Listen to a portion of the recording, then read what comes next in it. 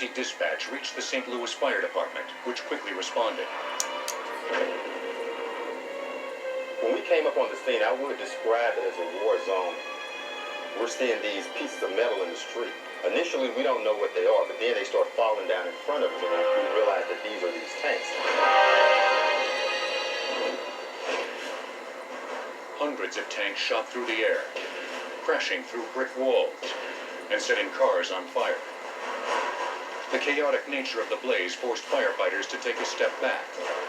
To protect themselves, they stationed unmanned hoses on towers to douse the flames. They then shut down the highway, canceling that evening's baseball game at Busch Stadium, and began evacuating the neighborhood. It took several hours for firefighters to extinguish the raging inferno. Luckily, no one was killed, and only a handful of residents were injured. In the days that followed, officials from the United States Chemical Safety Board began investigating the cause of the fire. They discovered that the valve on the leaking cylinder prematurely opened, a result of weak design standards associated with many gas cylinder valves. The valve operates by a spring-loaded mechanism, and there's a small disc inside the valve which covers a gas port. And as the pressure builds up under that disc, it compresses the spring and it opens.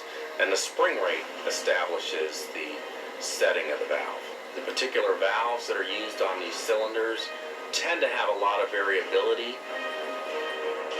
Praxair has subsequently replaced all the relief valves on their propylene cylinders.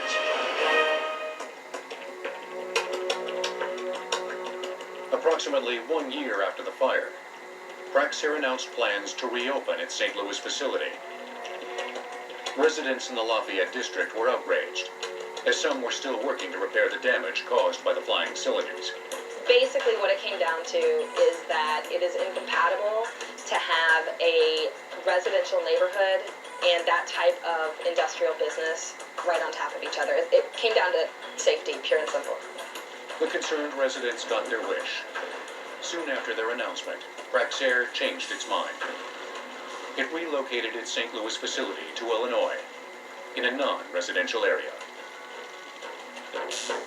Engineering goals turn to rubble. Modern marvels, engineering disaster.